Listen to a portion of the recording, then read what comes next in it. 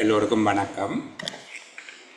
அபிவிருத்தி அலுவலர் சேவையில் உள்ள தரம் 3 உத்தியோகத்தர்கள் மற்றும் தரம் 2 உத்தியோகத்தர்களுக்கு நடைபெறுகின்ற முதலாவது மற்றும் இரண்டாவது வினைத்திற மகான் தடை பரீட்சைகளில் இரண்டாவது வினாத்தாளாக அமைகின்ற கணக்கீட்டு முறைமைகள் அல்லது நிதிமுறைகள் தொடர்பான வினாத்தாளுக்கான இன்னும் ஒரு வழிகாட்டல் செயலமர்வுகளை சந்திக்கிறோம். 2024 ஆண்டு மே மாதம் 23ஆம் தேதி இன்றைய நாளில் நாங்கள் நிதி ஒழுங்கு விதிகளினுடைய அத்தியாயம் 4 மற்றும் அத்தியாயம் 5 என்பவை தொடர்பாக பேசப் போகிறோம். நான் ஏற்கனவே குறிப்பிட்டது போல இரண்டு தரப்பினரையும் ஒன்றாக இணைத்து நடைபெறுகின்ற கோட்பாட்டு ரீதியான கலந்துரையாடலின் நிறைவு கலந்துரையாடலாக இது இருக்கும். தொடர்ந்து வருகிற ஒரு ஆக குறைந்தது 2 வகுப்புகளில் இந்த 2 பிரிவினருக்கும் தனித்தனியாக கலந்துரையாடப்பட வேண்டிய விடயங்கள் மற்ற பிரிவினருக்கு அவ்வளவு முக்கியமில்லை என்று கருதப்படக்கூடிய விடயங்கள் தனித்தனியாக இந்த செயலமர்வுகள் நடைபெறும். நான் உங்களுக்கு ஏற்கனவே அறிவித்திருக்கிற மாதிரி 10 செயலமர்வுகள் உங்களை ஒன்றிணைத்ததாகவும் அதை அடுத்து வருகிற செயலமர்வுகள் தனித்தனியாகவும் நடைபெறும் என்று சொல்லி குறிப்பிட்டிருந்தான். அடுத்த செயலமர்வு தொடரில் ஜூன் மாதத்தினுடைய செயலமர்வு தொடரில் வினாத்தாள்களை நாங்கள் கலந்துரையாடுகிற வேளைகளையும் இவ்வாறு சில வேளைகளில் ஒன்றிணைக்கப்பட்டோம், சில வேளைகளில் தனித்தனியாகவும் அந்த செயலமர்வுகள் நடைபெறும். ஆனால் உங்களுக்கான வகுப்பு நேரம் இரவில் 7 தொடக்கம் 10 என்பதை உறுதிப்படுத்தி வச்சுக்கொள்ளுங்க. என்றால் அந்த வேளைகளில் இன்னொரு வகுப்பை தயார் செய்துட்டு நாங்கள் அந்த வகுப்புக்கு போகிறோம், அதனால் நேரத்தை மாற்றுங்க என்று சொல்லி கேட்க வேணும். இது ஏன் ரெக்கார்டிங்கில் சொல்கிறேன்டா வராத பிள்ளைகளுக்கு இந்த செய்தி போய் சேர வேணும். இப்போ இன்றைக்கு செயலமர்வில் இல்லாதாக்களுக்கு இந்த செய்தி சேர வேணுமே, அதுக்காக சொல்லுகிறேன். சரிதானே? இப்போது இந்த 4ஆம் மற்றும் 5ஆம் அத்தியாயங்களின் மிக முக்கியமான விடயங்கள் தொடர்பில் நாங்கள் இன்றைய பேச போகிறோம். 4ஆவது அத்தியாயம் என்பது அரசாங்கத்தினுடைய நிதி வரவுகள் தொடர்பாக பேசப்படுகிற அத்தியாயம். சரிதானே? பெறுகைகள் என்று சொல்லப்படுது. பெறுகைகள் என்பது இங்கே ப்ரொக்யூமெண்ட் அல்ல. சரிதானே? அது வேறு, அது தனியாக நாங்கள் பேச வேண்டியது. 2வது வினைத்திற மகான் தடை பரீட்சையில் அது விசேடமான ஒரு அழகாக இருக்கும். அந்த பெறுகைகள் வேறு, இது வேறு. இது பெறுகைகள் என்பது அரசாங்கம் நிதியை பெற்றுக்கொள்ளுகிற விடயங்கள் தொடர்பாக இது 3 உபபிரிவுகளை கொண்டதாக இருக்கும். ஒன்று பொதுவான பணம் பெறுதல்கள், 2வது சேகரிப்பு. சேகரிப்பு என்பது அரசவைகளை சேகரிப்பது. நீங்கள் ஏற்கனவே படிச்சிருக்கிறீங்க. அரச வருமானத்துக்கு பொறுப்பாக இருக்கக்கூடிய கணக்கீட்டு உத்தியோகத்தர், அதாவது அரசவை கணக்கீட்டு உத்தியோகத்தர் அல்லது வருமான கணக்கீட்டு உத்தியோகத்தர் தன்னுடைய கருமங்களை 3 பிரிவாக வகுத்து வெவ்வேறு அலுவலர்களிடம் ஒப்படைத்து அதை செய்வார். ஒன்று மதிப்பிடுதல், 2வது சேகரித்தல், 3வது ஏற்றல். அந்த சேகரித்தல் அதாவது அரசுக்கு வருமதியான அரசுக்கு செலுத்த வேண்டிய பணங்களை சேகரிப்பது தொடர்பாகவும், 3வது ஏற்றல் அந்த பணத்தை பெற்று அரசாங்க கணக்கிலே சேர்ப்பது அல்லது அரசாங்க கணக்கிலே வரவு வைப்பது, அது தொடர்பான கணக்கீடுகளை மேற்கொள்வது போன்ற விடயங்களையும் நாங்கள் பார்த்துருக்கோம். திரைசேரி ஒரு திணைக்களமாக ஆற்றும் பணி என்று சொல்லி நாங்கள் பார்க்குற நேரத்தில் நிதி ஒழுங்கு விதி 131 பார்க்குற நேரத்தில் அதை பற்றி பார்த்துருக்கிறோம். திரைசேரி ஏற்கும் அலுவலகமாகவும் தொழிற்படும். அப்போ ஏற்றல் சேகரித்தல் என்பது தொடர்பில் உங்களுக்கு தெளிவு இருக்குது. நான் அது தொடர்பாக அதிகம் பேச தேவையில்லை. சரி, அப்போ இதில் கடந்த கால அனுபவத்தின் பேரில் இந்த பகுதியில் கேட்கப்படக்கூடிய முக்கியமான வினாக்கள் தொடர்பாக நான் உங்களோட பேசுகிறேன். சரிதானே? இதில் கேட்கப்படக்கூடிய முக்கியமான வினாக்கள் நிதி ஒழுங்கு விதி 165. நிதி ஒழுங்கு விதி 165 அது பிரிவுகளாக இருக்குது. முதலாவது கர்ம வீடத்தில் பெறப்படும் காசு, 2வது பிற பெறுகைகள், 3வது திருப்பி அனுப்பப்படும் காசோலைகள் முதலியன. இந்த 3வது விடயத்தில் கடந்த காலங்களில் கேள்விகள் வந்திருக்கு. இந்த பகுதியை ஒருக்கா நாங்கள் பார்க்கலாம். சரிதானே? 165வது நிதி ஒழுங்கு விதியினுடைய 3வது பிரிவு, திணைக்களம் அல்லது நிறுவனம் ஒன்றினால் வழங்கப்படுகின்ற காசோலைகள் திணைக்களம் அல்லது நிறுவனத்துக்கு திருப்பி அனுப்பப்படுகின்ற சந்தர்ப்பங்கள் எவை என்று சொல்லி கேட்பார். ஏன் இந்த காசோலைகளை நாங்கள் ஒருவருக்கு வழங்குகிற காசோலைகளை அவர்கள் எங்களுக்கே திருப்பி அனுப்புவார்கள், அல்லது எங்களிடமே அந்த காசோலைகள் திரும்பி வரும். அவர்கள் திருப்பி அனுப்புவார்கள் என்ற வார்த்தையை விட அந்த காசோலைகள் எங்களிடமே மீண்டும் வரும். அதுக்கான காரணங்கள் அவை என்று சொல்லி கேட்பார்கள். 4 புள்ளிக்கு கேட்கலாம். சரிதானே? திருப்பி அனுப்பப்படுகின்ற காசோலைகள், திணைக்களங்களினால் வழங்கப்படுகின்ற காசோலைகள், காசு கட்டளைகள் முதலியன கீழ்வரும் 4 காரணங்களுக்காக அவை திருப்பி அனுப்பப்படுகிறது. திணைக்களங்களினால நாங்கள் கொடுக்குற காசோலைகள், நாங்கள் யாருக்காவது செக் கொடுப்போம் தானே, அப்படி கொடுக்குற போது அவர்கள் அந்த காசோலைகளை, அவர்களுக்கு நாங்கள் கொடுத்த காசோலைகள் 4 காரணங்களுக்காக எங்களுக்கு திரும்ப கிடைக்கும். முதலாவது, கோரப்படாமல் அல்லது ஒப்படைக்கப்படாமல். நாங்கள் அதை தபால் மூலமாக, பதிவு தபால் மூலமாக அனுப்புகிற போது அந்த உரிய நபரால் அதனை பெற்றுக்கொள்ளவில்லை என்று அவரை கண்டுபிடிக்க முடியலை, வீடு பூட்டு என்று சொல்லி எல்லாம் எழுதி தபால் வருமே, அந்த மாதிரியாக கோரப்படாமல் அல்லது ஒப்படைக்கப்படாமல். 2வது, அவர்கள்ட்ட கொடுத்திருப்போம், அவர்கள் அதனை வங்கியில் வைப்பு செய்யாமல் வைத்திருப்பார்கள். அரசாங்க காசோலைகள் 30 நாள் தான் எழுதிய தேதியிலிருந்து செல்லுபடியாகும்.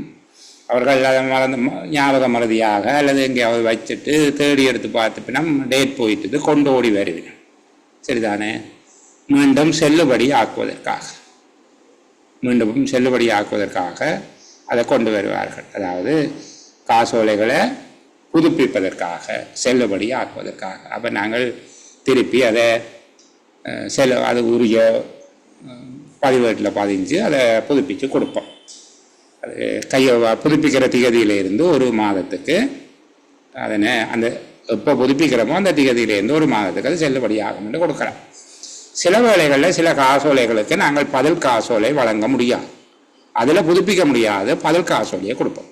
அதை வாங்கி கொண்டு அதுக்கு பதிலாக வேறு ஒரு காசோலை தான் கொடுக்க வேண்டி வரும். இப்போ உதாரணமாக 6 மாதங்கள் கடந்த அல்லது உருக்குலைந்த, இன்னும் சொன்னால் நாங்கள் தடுத்த காசோலை, சில வேளை சில செக்கை கொடுத்துட்டு பேங்குக்கு கடிதம் கொடுத்து விடுவோம், இந்த செக்குக்கு காசு கொடுக்க வேணாம்னு சொல்லி தடுக்கப்பட்ட காசோலை என்று சொல்கிறது. அது ஏன் தடுக்கிறதுன்றதெல்லாம் இப்போ வேணாம், அது பெருத்து கொண்டே போயிடும். இந்த கேள்விக்கு விடையை தேடுறது கஷ்டமாக போயிடும். இப்போ நாங்கள் ஒரு காசோலையை கொடுப்போம், கொடுத்த பின்னால் எங்களுக்கு ஏதோ ஒரு காரணத்தால் அந்த கொடுப்பனவை உடனடியாக செலுத்தக்கூடாது என்று சொல்லி எங்களுக்கு தெரிஞ்சால் நாங்கள் வங்கிக்கு அறிவிப்போம், இந்த இலக்க காசோலைக்கு பணம் கொடுக்க வேண்டாம் என்று கடிதத்தில் கொடுப்போம். அப்போ அவர் அங்கே கொண்டு போய் செக்கை கொடுத்தாருண்டா வங்கி சொல்லும் அது தடுக்கப்பட்டு விட்டது, இதுக்கு உங்களுக்கு காசு தெரியலாது, நீங்கள் அந்த திணைக்களத்தோடு போய் தொடர்பு கொள்ளுங்கள். அப்போ வருவேன். அப்போ அதற்குரிய அந்த விடயம் என்ன என்பதை தெளிவுபடுத்தி நாங்கள் மாற்றிய அந்த விடயத்தை சீர் செய்த பிறகு அவருக்கு புதிய காசோலை தான் வழங்குவோம். தடுத்த காசோலையை திருப்பி வாங்கி கடிதம் கொடுக்க இயலாது. இப்போ நாங்கள் சரியாயிட்டு அதுக்கு காசு கொடுங்க என்று சொல்லலாது. ஒருபோதும் தடுக்கப்பட்ட காசோலையை மீண்டும் புதுப்பிக்க முடியாது. சரிதானே? இது ஒரு அடிப்படை அறிவுக்காக சொல்லுகிறேன். அப்போது புதுப்பிப்பதற்காக அல்லது பதில் காசோலை வழங்குவதற்காக கொண்டு வருவார். புதுப்பிக்கிறது என்றது அந்த செக்கிலேயே திகதியை செல்லுபடியாக்குவது, மீண்டும் கால நீடிப்பு செய்கிறது என்று வச்சுக்கொள்ளுங்களேன். எக்ஸ்டெண்ட் பண்ணி கொடுப்போம். சரிதானே? டேட் எக்ஸ்டெண்ட் பண்ணி கொடுத்து விடுவோம். கால நீடிப்பு செய்தால் அதை செல்லுபடியாக்குதல் என்று சொல்லுவோம். அது அல்லது புதிய காசோலை, பதில் காசோலை வழங்குவதற்காக. சில வேளைகளில் வங்கியினால் மறுக்கப்படலாம். ஒரு காசோலை வங்கியினால் மறக்கப்படுவது ஏன் என்று நான் இதுக்கு பிறகு சொல்லுகிறேன். இப்போதைக்கு வங்கியினாலே அந்த காசோலை ஏற்க மறுக்கப்பட்டால் அவர்கள் சில வேளையில் எங்களுக்கு திருப்பி அனுப்புவார்கள். வேறு காரணங்கள் இது தவிர வேறு ஏதாவது இருந்தாலும் எங்களுக்கு சொல்ல தெரியல, ஏதாவது புதுசாக ஒன்று வரலாம் என்றதுக்காக போட்டு வச்சுக்கோம். அப்போ இதில் 4 அல்லது 5 காரணங்களுக்கு நீங்கள் 4ஆக எழுதலாம். முதலாவது, உரிய நபரினால் பெறப்படாமல் அல்லது அவரிடம் ஒப்படைக்கப்படாமல், கோரப்படாமல் அல்லது ஒப்படைக்கப்படாமல். சரியா? 2வது, மீண்டும் செல்லுபடியாக்குவதற்காக அல்லது பதில் காசோலை வழங்கப்படுவதற்காக. 3வது, வங்கியினால் ஏற்க மறுக்கப்படுதல். 4வது, வேறு காரணங்கள். சரியா? திரும்பவும் எனக்கு ஒரு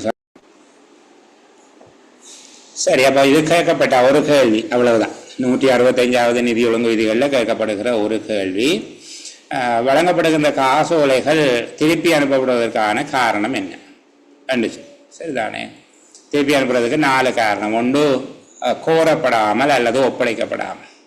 யாரும் அதை பெறுவதற்கு இல்லை அல்லது ஒப்படைக்க முடியவில்லை. அது ரெண்டும் ஒரே விஷயம்தான். ஆனால் இது ஒரு சட்ட ரீதியாக இந்த சொல்லாட்சிக்காக ரெண்டையும் போட்டிருக்காங்க, கோரப்படாமல் அல்லது ஒப்படைக்கப்படாமல். 2வது, மீண்டும் கால நடிப்பு செல்வதற்கு அல்லது செல்லுபடியாக்குவதற்கு பதில் காசோலை வழங்குவதற்காக அல்லது ரத்து செய்வதற்காக. 3வது, வங்கியினால் ஏற்க மறுக்கப்பட்டு.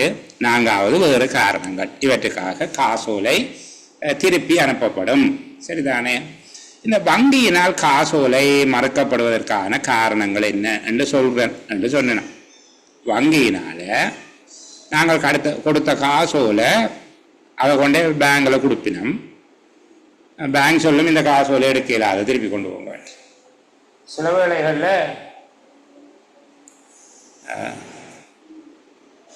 உங்களுக்கு ஒரு காசோலை கிடைக்கும். அப்போது போய் நீங்கள் அந்த காசோலையை பேங்கில் கொண்டே டிபாசிட் பண்ணுவீங்க. பேங்க் அது திருப்பி அனுப்பி விட்டுரும் உங்களுக்கு. சரிதானே? வங்கியினால் மறக்கப்பட்ட காசோலை. வங்கியினால் காசோலை மறக்கப்படுவதற்கு என்ன காரணம் என்றால், காலம் முடிவடைந்திருப்பது. அரசாங்க காசோலைகள் 30 நாள் தான் செல்லும். இப்போது மே மாதம் 23ஆம் தேதி கொடுத்ததை ஜூன் மாதம் 25ஆம் தேதி கொண்டு போய் வங்கியில் வைப்பு செய்தால் வங்கியினால் மறக்கப்படும். சரிதானே? வங்கி காசோலையை ஏற்க மறக்கும். அப்போ முதலாவது அதனுடைய காலங்கடந்த காசோலைகளாக இருத்தல், செல்லுபடியற்றதாக இருத்தல், அதாவது செல்லுபடி காலம் முடிவடைந்து இருக்கிற ஒரு காரணம். 2வது, காசோலைகளில் காணப்படுகின்ற எண் ரீதியான எழுத்து ரீதியான தவறுகள். எண்ணிலும் எழுத்திலும் தொகைகள் வேறுபட்டிருக்கிற போது அந்த காசோலை மறக்கப்படலாம். சில வேளைகளில் அப்படி ஒரு தவறு நிகழலாமா? காசோலை தயாரிக்கும் போது ஏற்படக்கூடிய காசோலை எழுதும் விதமான தவறுகள். திகதி வேறுபட்டிருத்தல். திகதி வேறுபட்டிருக்க 2024க்கு பதிலாக 2023 என்று எழுதிவிட்டால் கையால் எழுதுகிற காசோலைகளுக்கு அது நிகழலாம். அப்போது திகதி வேறுபடுதல், எண்ணிலும் எழுத்திலும் தொகைகள் வேறுபட்டிருத்தல், கையொப்பம் வேறுபட்டிருத்தல். சைன் பண்ணுறாங்க, சிக்னேச்சரில் வேறுபாடு இருக்குது, வளமையான கையெழுத்து போல இல்லை, அங்கே இருக்கிற மாதிரி கையொப்பம் போல இல்லை என்றால் வங்கி சந்தேகப்படும். சரிதானே? அப்போது கையொப்பம் வேறுபட்டிருத்தல். காசோலைக்கு செலுத்துவதற்கு வங்கியிடம் பணம் இல்லாமல் இருக்கிற, வங்கியிட பணம் இல்லாமல் இருக்கிற பேங்கில் காசு இல்லை, உங்களோட அக்கௌண்ட்டில் அங்கே காசு இல்லை. நீங்கள் எந்த அக்கௌண்ட்டில் இருந்து செக் கொடுத்தீங்களோ அந்த அக்கௌண்ட்டில் காசு இல்லாமல் இருந்தால், அப்போது வங்கி கணக்கில் போதிய பணம் இல்லாமல் இருத்தல் போன்ற காரணங்களுக்காக காசோலை வங்கியினால் மறக்கப்படலாம். இப்போ வங்கியினால் காசோலை மறக்கப்படுவதற்கான காரணம் என்று கேட்கப்பட்டால், ஒன்று அதன் காலம் கடந்திருத்தல், அதாவது செல்லுபடியற்ற காசோலையாக இருத்தல். 2வது கையொப்பங்கள் வேறுபடுதல். 3வது திகதியின் பொருந்தாத தன்மை. 4வது காசோலையில் எழுதப்பட்ட தொகை எண்ணிலும் எழுத்திலும் வேறுபட்டிருப்பது. 5வது காசோலை எழுதப்பட்ட வங்கி கணக்கில் செலுத்துவதற்கு போதிய பணம் இல்லாமல் இருத்தல். இன்னும் ஒன்று சொல்லலாம், காசோலை தடுக்கப்பட்டிருத்தல். காசோலை அவரே எழுதி போட்டு இந்த காசோலையை காசு கொடுக்க வேணாம், இந்த செக்கு காசு கொடுக்க வேணாம் என்று சொல்லியிருப்பாராக இருந்தால், கடிதம் கொடுத்துருந்தா வங்கி அதை மறக்கும். இப்போ காசோலை தடுக்கப்பட்டிருத்தல் போன்ற காரணங்களை நீங்கள் சொல்லலாம். இதை ஞாபகம் வச்சுக்கொள்ளுங்க. நான் இதில் நோட்ஸ் காட்ட இல்லை, அது பின்னுக்கு இருக்கிற பகுதி. ஆனால் இது கேட்கப்படக்கூடிய ஒரு கேள்வி. நான் பிள்ளைகளுக்கு குறிப்பாக 2வது தரத்தில் இருக்கிற ஆக்களுக்கு கொஞ்சம் தள்ளி போயெல்லாம் சில விஷயங்கள் சொல்லி தந்திருக்கிறேன்.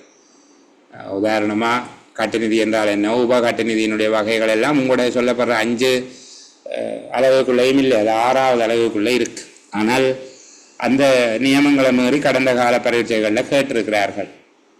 இதுக்குள்ளே தான் வரும் என்று சொல்லி போட்டு அதுக்கு வெளியில் போயிட்டு கேள்வி கேட்டிருக்கிறார்கள். சில விடயங்களை பொதுவாக கணக்கெட்டு முறைமை என்று வருகிற போது அந்த விஷயங்கள் தெரிஞ்சிருக்க வேணும் என்கிற எதிர்பார்ப்பு இருக்குது.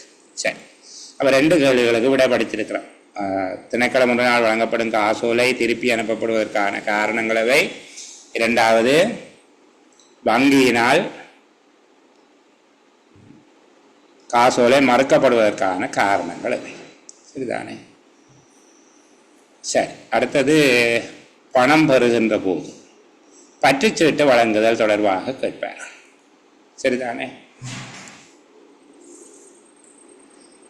பற்றுச்சீட்டுகள் வழங்குதல் தொடர்பான முக்கியமான அம்சங்களை நாங்கள் தெரிந்து கொள்ள வேண்டும். அரசாங்கத்தின் சார்பில் பணம் பெறப்படுகின்ற எல்லா சந்தர்ப்பங்களிலும்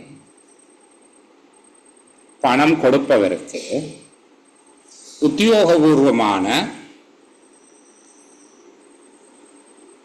இயந்திரத்தினால் தொடரிலக்கமிடப்பட்ட என்றால் பிரிண்ட் பண்ணின சீரியல் நம்பர் இருக்கும். சரிதானே? உத்தியோகபூர்வமான பற்றுச்சீட்டு ஒன்று உடனடியாக கொடுக்க வேண்டும். சில வேளைகளில் பணம் செலுத்தும் போது அதற்கெனவே கொடுப்பதற்காக ஆவணங்கள் தயாரிக்கப்பட்டிருந்தால் அப்போது பற்றுச்சீட்டு கொடுக்க வேண்டியதில்லை. உதாரணமாக நீங்கள் முத்திரைகள், டிக்கெட், சரிதானே, சீட்டுக்கள், இப்போது மிருக காட்சி சாலையை போகிறீங்க, தெய்வலைக்கு ஷூ, அங்கே காசு கொடுக்குறீங்க, அவர் டிக்கெட் தான் கொடுப்பேன். கக்கலை, அதே போல் பெருதனியாக தாவரவியல் பூங்காக்களுக்கு போகிறீங்க, அங்கே போனால் நீங்கள் காசு கொடுக்குற போது அதுக்கு பதிலாக சீட்டுக்கள் தான் கொடுப்பார்கள். அப்போ சீட்டுக்கள் அல்லது முத்திரைகள் போன்ற அதற்கென ஏற்பாடு செய்யப்பட்ட விசேட பத்திரங்கள் இருந்தால் அதுக்கு பிறகு பற்றுச்சீட்டு கேட்குறீங்கள, அது தவிர, சரிதானே, வேறு வகையில் ஏற்பாடு செய்யப்பட்டிருப்பவை தவிர, வேறு வகையான ஏற்பாடு செய்யப்பட்டிருப்பவை தவிர அரசாங்கத்தின் சார்பில் பணம் பெறுகின்ற வேளைகளில் எல்லாம் ஒவ்வொரு உத்தியோகத்தரும் பணம் கொடுப்பவருக்கு நிதி ஒழுங்கு விதி 169 விதிக்கப்பட்டதற்கு அமைவாக என்று இருக்குது. அது இப்போதைக்கு அதெல்லாம் விடுவோம். சரிதானே? இயந்திர தொடர் இலக்கமிடப்பட்ட உத்தியோகபூர்வமான பற்றுச்சீட்டு ஒன்றை உடனே கொடுக்க வேண்டும். இப்படி கொடுக்காமல் அதிக அளவில் பாதிக்கப்பட்ட சமுர்த்தி உத்தியோகத்தர்கள் நிறைய பேர் உண்டு. அதை பற்றி நான் விளக்கமாக சொன்னால் படிப்பு போயிடும், பிறகு கதைப்பேன். சரிதானே? வேணுமென்று இல்லை, அவர்கள் வேறு ஒரு நல்ல நோக்கத்துக்காக அப்படி செய்தே நிறைய வேதனைப்பட்டவர்கள் உண்டு. உடனடியாக பற்றுச்சீட்டு கொடுக்கவில்லை என்பதற்காக 2 வேதனையேற்றங்களை இழந்து பெருந்தொகை பணத்தை தண்டப்பணமாக செலுத்தி இப்போ வரைக்கும் அந்த பிரச்சனையிலிருந்து மீளாதவர்கள் உண்டு. பிரச்சனை வார வரைக்கும் அது பெருசாக தெரியாது, வந்தால்தான் தெரியும். அவங்களுக்கு சொல்லப்பட்டது நிதி ஒழுங்கு விதி 168(1) ஏற்பாட்டை மீறியமை காரணமாக அவர்களுக்கு தண்டிக்கப்படுகிறார்கள்.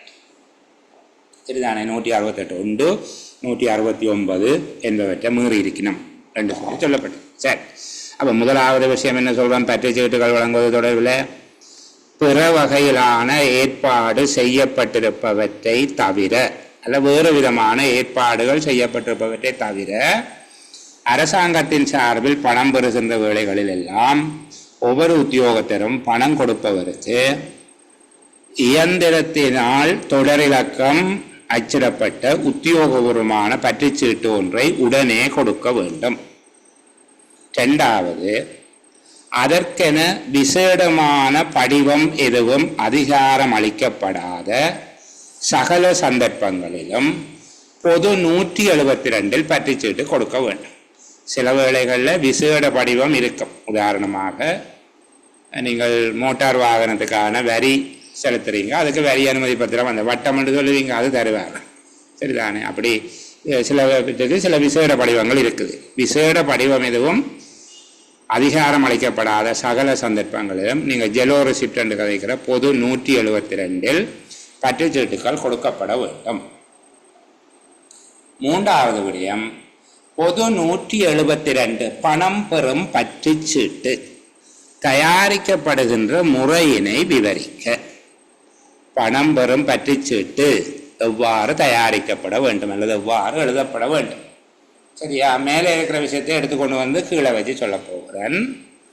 பற்றுச்சீட்டுக்கள் இணைப்படிகளில் சட்டை பக்கமுள்ள காபன் கடதாசியை உபயோகித்து எழுதப்பட வேண்டும். இரட்டை பக்கமுள்ள காவன் கடதாசி என்றது உங்களுக்கு தெரியும். அப்படி எழுதுறது இல்லை சில பேர். ஒரு பக்கம் அதாவது கீழே இருக்கிற கொப்பியில் படிஞ்சா காணும். அப்படி அல்ல, எழுதப்படுகிற விடயம் அந்த ரிசிப்டின் பின்பக்கத்திலையும் படிய வேண்டும். சரிதானே?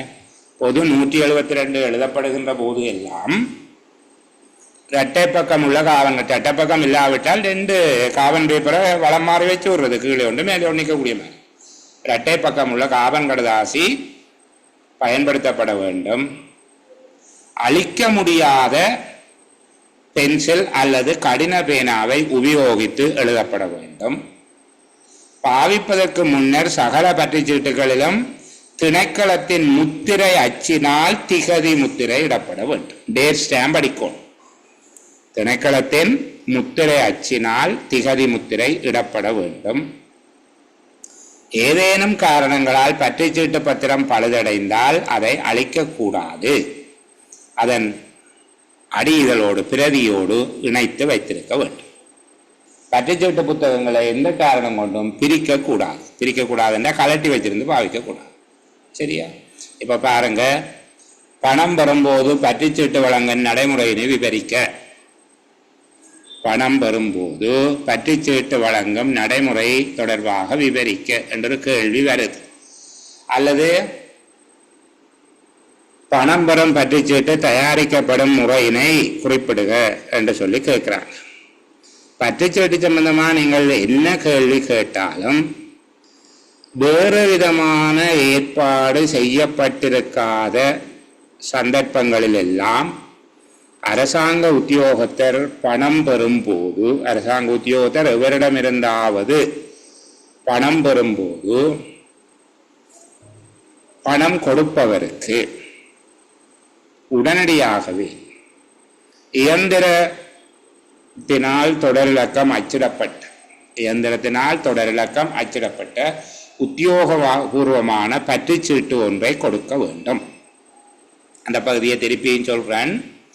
வேறு ஏற்பாடு செய்யப்பட்டிருப்பவற்றை தவிர அரசாங்கத்தின் சார்பில் பணம் பெறுகின்ற போதெல்லாம் ஒவ்வொரு உத்தியோகத்தரும் பணம் கொடுப்பவருக்கு இயந்திரத்தினால் தொடரிலக்கம் அச்சிடப்பட்ட உத்தியோகபூர்வமான பற்றுச்சீட்டு ஒன்றை உடனே கொடுக்க வேண்டும். இரண்டாவது விடயம், விசேட படிவம் எதுவும் அதிகாரம் அளிக்கப்படாத சகல சந்தர்ப்பங்களிலும் படிவம் பொது 172 பற்றுச்சீட்டுகள் கொடுக்கப்படும். இது இரண்டாவது விடயம். மூன்றாவது, அது தயாரிக்கிற விதம் தொடர்பாக நாங்கள் எழுத போகிறோம். பணம் பெறும் பற்றுச்சீட்டுகள் தயாரிக்கும் போது கீழ்வரும் நடைமுறைகள் பின்பற்றப்பட வேண்டும். இரட்டை பக்கமுள்ள காவன் கடதாசியை உபயோகித்து பற்றுச்சீட்டுகள் இணைப்படிகளில் எழுதப்பட வேண்டும். இணைப்படிகள் என்றால் ஒரிஜினலும் கொப்பியும் சேம் டைமில் எழுதணும். முதல் இது எழுதி பிறகு இதை பார்த்து அதில் எழுதி அப்படியெல்லாம் செய்யக்கூடாது. சரிதானே? இணைப்படிகளில் எழுதப்பட வேண்டும் என்றால் அதின் கருத்து ஒருக்கா எழுதுகிற போதே எல்லாவற்றிலும் அது பதிய வேண்டும். பற்றுச்சீட்டுகள் இணைப்படிகளில் இரட்டை பக்கமுள்ள காபன் கடதாசியை உபயோகித்து அழிக்க முடியாத கடின பேனா அல்லது அழிக்க முடியாத பென்சில் உபயோகித்து எழுதப்பட வேண்டும். அல்லது தனித்தனியாகவும் எழுதலாம். பற்றுச்சீட்டுகள் இரட்டை பக்கம் உள்ள காபன் கடதாசியை உபயோகித்து இணைப்படிகளில் எழுதப்பட வேண்டும். பற்றுச்சீட்டு பத்திரத்தை நிரப்புவதற்கு, கையொப்பமிடுவதற்கு அழிக்க முடியாத பென்சில் அல்லது கடின பேனியை உபயோகிக்க வேண்டும். பயன்படுத்துவதற்கு முன்னர் சகல பற்றுச்சீட்டுகளிலும் திணைக்கள முத்திரை அச்சினால் திகதி அச்சிடப்பட வேண்டும். நான்காவது, பற்றுச்சீட்டு புத்தகம் பழுதடைந்தால் அதை அழிக்கக்கூடாது. அதனை அடியிதழோடு இணைத்து வைக்க வேண்டும். இவ்வளவும் எழுதுறதுக்கு தயாராக இருங்க. ஒரு பற்றுச்சீட்டு வழங்கல் தொடர்பாக குறிப்பாக முதலாவது ஈவி எழுதுகிறார்களுக்கு கணக்கீட்டு நடைமுறை என்று இது ஒரு முக்கியமான கணக்கீட்டு நடைமுறை. வாங்குற காசுக்கு ரிசிப்ட் கொடுக்குறது ஒரு கணக்கீட்டு நடைமுறை. சில வேளை வெஸ்பாட்டில் கேட்பாங்க, பணம் கொடுக்கும் பற்றுச்சீட்டுக்கு பயன்படுத்துகிற படிவம் எது? பொது 172 என்று எழுதிவிட்டால் ஒரு புள்ளி வந்துடும். சில வேளை 2 புள்ளியும் பெறும். சரிதானே? அப்போது மூன்றாவது கேள்வி படித்தாச்சு. என்ன 3 கேள்வி படிச்சுட்டாங்க? திணைக்களத்தினுடைய காசோலைகள் திருப்பி அனுப்பப்படுகிற சந்தர்ப்பம் என்ன, வங்கியினால காசோலைகள் மறக்கப்படுகிற சந்தர்ப்பம் என்ன, மூன்றாவது பணம் பெறும் பற்றிச்சீட்டு கொடுப்பது தொடர்பான ஏற்பாடுகள் என்ன என்று சொல்லி பார்த்துருக்கோம். பணம் பெறும் பற்றிச்சீட்டுகள் கொடுக்கப்படுகின்ற நடைமுறை என்ன என்று சொல்லி பார்த்துருக்கோம். அடுத்தது 170வது நிதி ஒழுங்குக்கு போகிறோம். கொஞ்சம் தள்ளி தள்ளித்தான் படிக்கிறோம், பரவாயில்லை, அவ்வளவு காணும். சரிதானே? நிதி ஒழுங்கு விதி 170. 170னுடைய 2வது பிரிவு காலங்காலமாக கேட்கப்படுகிற ஒரு சம்பிரதாயமான கேள்வி. பல பரீட்சைகளில் இந்த கேள்வி வராட்டி சாப்பாட்டுக்கு உப்பு போடையில மாதிரி. சரியா? அதுவும் குறிப்பாக 2வது 3வது பரீட்சைகளுக்கு தோற்றுகின்ற உபநிலை உத்தியோகத்தர்கள் இந்த விஷயத்தில் கொஞ்சம் கூட கரிசனை எடுக்க வரும். முகாமைத்துவ உத்தியோகத்தர்கள், அபிவிருத்தி உத்தியோகத்தர்கள், சமத்தி முகாமையாளர்கள் இப்படியானாக்களுக்கு இந்த கேள்வியை கேட்பாங்க. உங்களுக்கு தெரியுமா என்று பார்க்குறதுக்கு. அரசாங்கத்துக்கு யாரும் நன்கொடை கொடுத்தா அதுக்கு என்ன நடைமுறை? யாரும் திடீரென்று சொல்லி அரசாங்கத்துக்கு நன்கொடையை கொடுப்பார்கள். சரிதானே? அப்படி எனக்கு இப்போ தெரியும், யாழ்ப்பாணத்தில் ஒரு நிறுவனத்தினுடைய தலைவர் 2 தடவைகள் 10 மில்லியன் ஒரு கோடி ரூபாய் கொண்டு போய் கொடுத்தார் அரசாங்கத்துக்கு. நாங்கள் நன்கொடை என்று சொல்லி கொடுத்துவிட்டேன். அப்படி யாராவது நன்கொடை கொடுப்பார்? அப்படி கொடுத்தால் அந்த நன்கொடை தொடர்பாக நீங்கள் வேலை செய்கிறதுனாக்களதுக்கு ஒரு நன்கொடை வருது. இப்போ என்ன நடவடிக்கை என்று சொல்லி பார்ப்போம். சரிதானே? குறிப்பிட்ட நோக்கங்களுக்கு உபயோகிக்க வேண்டும் என்ற கோரிக்கையோடு பொதுமக்களிடமிருந்து திணைக்களத்துக்கு பண நன்கொடைகள் கிடைக்கலாம். ஐயா, இதை வச்சு புதுசா ஒரு ஓட் கட்டுங்கோ என்று சொல்லி ஆஸ்பத்திரிக்கு யாரும் காசு கொண்டு கொடுப்பான். சரிதானே? அல்லது ஐயா, இதை வச்சுக்கொண்டு ஒரு வகுப்பறை கட்டுங்கோ என்று பள்ளிக்கூடத்துக்கு காசு கொண்டு வந்து கொடுப்பான். இப்படி கொடுத்தா என்ன செய்யறோம் நாங்கள் என்று சொல்லி அதெல்லாம் நான் கேட்கல. என்ன செய்ய வேணும்னு படிக்க போறோம், அவ்வளவுதானா? நாங்கள் என்ன செய்யறதுன்னு சொல்லி படித்தா அது நீங்கள் EVS ஃபெயில் விடுறதுக்கு படிக்கிறது. என்ன செய்ய வேணும் என்று படிப்போம். அப்போ முதலாவது குறிப்பிட்ட நோக்கங்களுக்கு பயன்படுத்துங்கள் என்கிற கோரிக்கையோடு அல்லது வேண்டுகோளோடு பொதுமக்களிடமிருந்து திணைக்களத்துக்கு நன்கொடை ஒன்று கிடைக்கும் போது முதலாவது விடயம், அவ்வாறு பெறப்பட்ட பணத்தொகையினை தற்காலிக வைப்பு கணக்கில் வைக்க வேண்டும். சரிதானே? அதுக்கு ஒரு டிபாசிட் அக்கௌண்ட் என்று இருக்கு. டிபாசிட் அக்கௌண்ட்ல வச்சிருந்தா திருப்பி எடுத்து கொடுக்கலாம். தற்காலிக வைப்பு கணக்கில் அதை வரவு வைக்க வேண்டும். விளங்குதா? முதலாவது விஷயம், குறிப்பிட்ட நோக்கங்களுக்கு பயன்படுத்த வேண்டும் என்கிற வேண்டுகோளோடு பொதுமக்களிடமிருந்து திணைக்களம் பண நன்கொடைகளை பெறும்போது ஒன்றாக குறித்து கொள்வோம். முதலாவது, அவ்வாறு பெறப்பட்ட தொகை தற்காலிகமான வைப்பு கணக்கில் வைக்கப்பட வேண்டும். 2வது, அவருக்கு நாங்கள் ஒரு விஷயத்தை விளங்கப்படும். சரிதானே? தங்களால் குறிப்பிடப்பட்ட செலவு என்பது, தங்களால் உத்தேசிக்கப்பட்ட செலவு பாராளுமன்ற அனுமதியுடன் மாத்திரமே செய்யப்பட முடியும். நிச்சயமாக அது செய்யப்படும் என்று உறுதியளிக்க முடியாது. தங்களுடைய நன்கொடைகள் ஏற்றுக்கொள்ளப்பட்டால் அவை அரசுரைக்கு வரவு வைக்கப்படும்.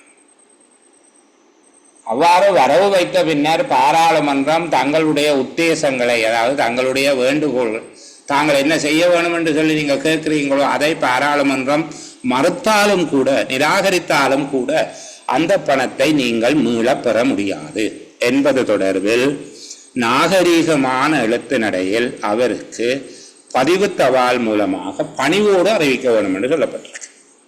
அந்த ஆளுக்கு நன்கொடை கொடுத்தவருக்கு 3வது நீங்கள் ஒரு லவ் லெட்டர் போடணும். என்னென்னு போட போறீங்க? நீங்கள் சொல்ற அலுவலையா நானும் நீங்களும் சொல்லி தீர்மானிக்கிறீர்கள், இது பாராளுமன்றம் தான் தீர்மானிக்க வேண்டும். குறித்த உத்தேச விடயத்தை நிறைவேற்றுவது தொடர்பாக அல்லது அவரால் சொல்லப்படுகிற உத்தேசங்கள் பாராளுமன்றத்தின் அனுமதியுடன் மாத்திரமே நிறைவேற்றப்பட முடியும். அது கட்டாயமாக நிறைவேற்றப்படும் என்று சொல்லி நாங்கள் உறுதியளிக்க முடியாது. உங்களுடைய நன்கொடைகளை நாங்கள் ஏற்றுக்கொண்டோம் என்றால் அது அரசவைக்கு வரவு வைக்கப்படும். அவ்வாறு வரவு வைக்கப்பட்டால் குறிப்பிட்ட உத்தேசங்களை, அதாவது நீங்கள் கேட்கிற இந்த வேலைகளை பாராளுமன்றம் நிராகரித்தாலும் கூட நீங்கள் காசை திருப்பி தாண்டு கேட்கிறார், உங்களை வழங்கப்பட மாட்டாது என அவருக்கு பதிவு அஞ்சலில் பணிவாக அறிவிக்க வேண்டும். மூன்றாவது விஷயம் வழங்கிட்டா, முதலாவது அவர்கிட்ட இருந்து நன்கொடை வருகுது. சரி, அதை ஒரு பொதுவான தலைப்பாக வச்சுக்கொள்வோமே, முதலாவது வேண்டாம். சரியா? குறித்த விடயங்களை நிறைவேற்ற வேண்டும் என்கிற வேண்டுகோளோடு ஏதேனும் ஒரு விடயத்தை நிறைவேற்ற வேண்டும் அல்லது குறித்த நோக்கங்களுக்கு பயன்படுத்த வேண்டும் என்கிற வேண்டுகோளோடு பொதுமக்களிடமிருந்து திணைக்களம் ஒன்றுக்கு நன்கொடை கிடைக்கும் பொழுது, இனி பார்ப்போம் முதலாவது விடயம், அவ்வாறு பெறப்பட்ட தொகை தற்காலிக வைப்பு கணக்கில் வைக்கப்பட வேண்டும். இரண்டாவது விடயம், அவருக்கு கடிதம் போட வேணும். அந்த கடிதத்தில் என்ன இருக்க வேணும், அதுதான் அழகா எழுத போறீங்க. எப்படி?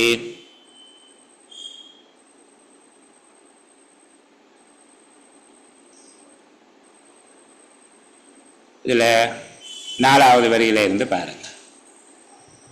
இதுல இருந்து பார்க்க போறோமா, உத்தேசிக்கப்பட்ட செலவு பாராளுமன்ற அனுமதியுடன் மாத்திரமே செய்யப்பட முடியும். எனவே அவருடைய உத்தேசங்கள் நிச்சயமாக செயற்படுத்தப்பட முடியும் என்று உறுதியளிக்க முடியாது. அதுக்கு கீழே இருக்கிற விஷயத்தையும் சேர்த்து தான் நாங்கள் எழுத போறோம். பண நன்கொடைகள் ஏற்றுக்கொள்ளப்பட்டால் அல்லது நன்கொடைகள் ஏற்றுக்கொள்ளப்பட்டால் அவை அரசுரைக்கு வரவு வைக்கப்படும். அதன் பின்னர் குறித்த உத்தேசங்களை பாராளுமன்றம் நிராகரித்தாலும் அப்பணம் திருப்பி கொடுக்கப்பட மாட்டாது என கொடையாளருக்கு பதிவு அஞ்சலில் பணிவோடு அறிவிக்க வேண்டும். சரி, அவருக்கு கடிதம் போட்டாச்சு. மூன்றாவது, இந்த நிபந்தனைகளுக்கு நன்கொடையாளர் உடன்பட்டால், அவர் சொல்றார், சரி சரி அது பிரச்சனை இல்லை, நீங்க எடுங்கோ என்று சொல்லி அவர் எழுத்துல வேற, இந்த நிபந்தனைகளுக்கு நன்கொடையாளர் உடன்பட்டால் அந்த தொகை அரசுரைக்கு வரவு வைக்கப்பட வேண்டும். அவர் இணங்காவிட்டால் தொகைகள் திருப்பி கொடுக்கப்பட வேண்டும். அவரிடமிருந்து பதில் கிடைக்காவிட்டால் திருப்பி கடிதம் போடணும். 2 வாரங்களுக்குள்ள பதில் கிடைக்காட்டி அதுக்கு பிறகு எந்த விதத்திலையும் அந்த காசு திருப்பி கொடுக்கப்பட மாட்டார். மேலே சொல்லப்பட்ட நிபந்தனைகளுக்கு அமைவாக அரசுரைக்கு வரவு வைக்கப்படும் என்று அவருக்கு இன்னும் ஒரு கடிதத்தை பதிவு தபாலில் போட வேண்டும். இது இப்போ 3வது விடயம். சரிதானே? 3வது இல்லை, இதுல இப்போ 5வது விஷயம் வந்துட்டு. முதலாவது பொது வைப்பில் வைக்க வேணும் அல்லது தற்காலிக வைப்பு கணக்கில் வைக்க வேணும். 2வது அவர் கடிதம் போட வேணும். 3வது சம்மதித்தால் அரசுரைக்கு வரவு வைக்க வேணும். 4வது மறுத்தால் திருப்பி கொடுக்க வேணும். 5வது பேசாமல் இருந்தாருண்டா திருப்பியும் அவருக்கு ஒரு லவ் லெட்டர் போட வேணும். சரிதானே?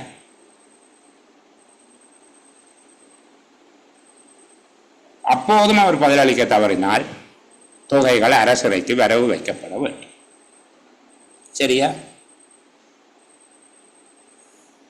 அவ்வாறு கிடைத்த அரசுரை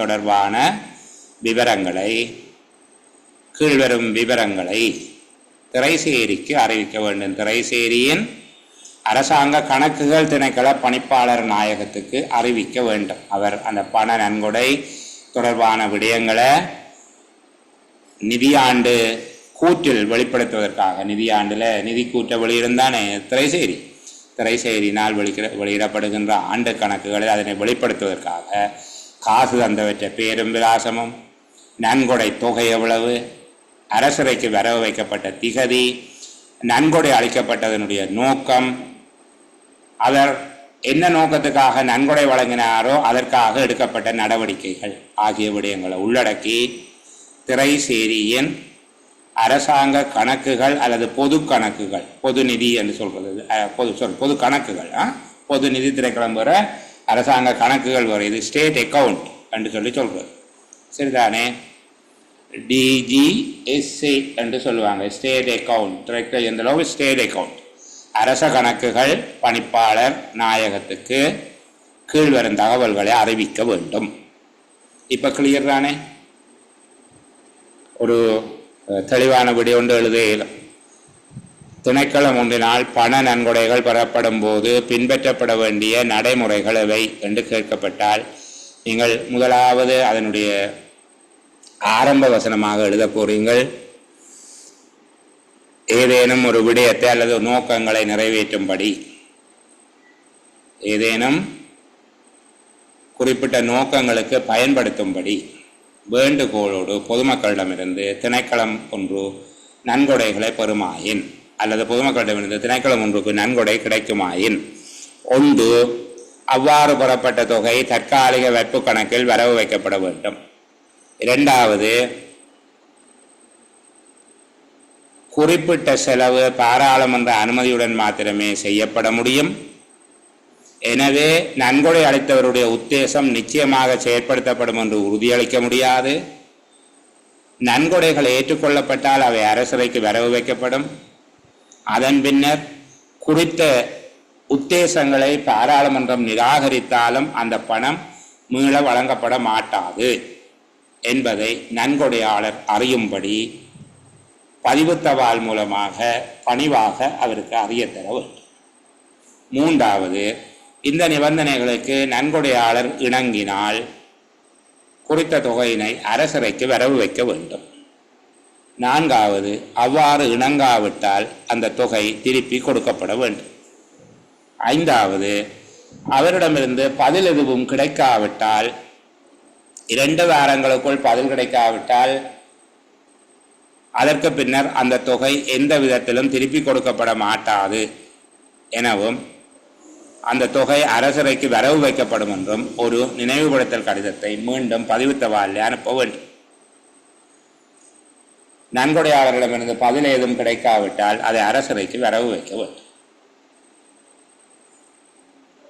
நன்கொடையாளருடைய விருப்பத்துடன் அல்லது நன்கொடையாளரிடமிருந்து பதில் எதுவும் கிடைக்காமல் 2 சந்தர்ப்பங்களில் அரசவைக்கு வரவு வைக்கப்பட்டாலும், இவ்வாறு வரவு வைக்கப்பட்ட நன்கொடைகள் தொடர்பில் குறித்த நிதியாண்டில் பெற்ற நன்கொடைகள் தொடர்பான கூற்றினை வெளியிடுவதற்காக அரச கணக்குகள் பணிப்பாளர் நாயகத்திற்கு நன்கொடைகள் தொடர்பில் கீழ்வரும் விடயங்களை அறிவிக்க வேண்டும்.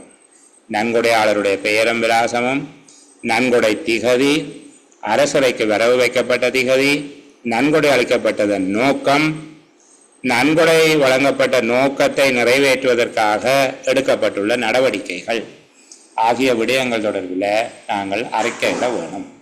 இதுக்கு மேலே இதை சொன்னால் உங்களுக்கு கௌரவ பிரச்சனை உங்களுக்கு எல்லாம் விளங்கிட்டுது என்கிற அடிப்படையில் நான் இதுக்கு மேலே ஒன்றும் பேச இல்லை. சரிதானே? இப்படி இடையில எல்லாம் இருக்கும் பாருங்கள். நிதி ஒழுங்கு விதி 171 174 வரைக்கும் நிதி ஒழுங்கு விதி என்றே ஒன்று இல்லை. சரியா? இப்படி இடையில எல்லாம் இல்லாமல் இருக்கும். நாங்கள் அந்த புத்தகத்தை எடுத்து ஆர்வம் உள்ள பிள்ளைகள் பார்த்தீங்கன்னா தெரியும். சரிதானே? சரி, அப்போ அடுத்தது இன்னும் ஒரு கேள்வி கேட்கப்படக்கூடிய இன்னும் ஒரு பகுதியை நான் உங்களுக்கு காட்டுகிறேன். சரியா? ஒவ்வொரு முக்கியமான பகுதிகளாக நாங்கள் பார்த்து கொண்டு போவோம். இந்த பணம் கட்டுறுதி சீட்டு கொஞ்சம் கவனம் செலுத்த வேண்டியது. முதலாவது எல்லோ ரெசிப்ட் பார்த்து நீங்கள் பொது 172. சரிதானே? இது பணம் கட்டுறுதி சீட்டு, அதாவது பிஐவி என்று சொல்லுவினம். பொது 118. பிஐவி காசு கட்டைகளை நிரப்பி கொடுக்குறது பிஐவி என்ன?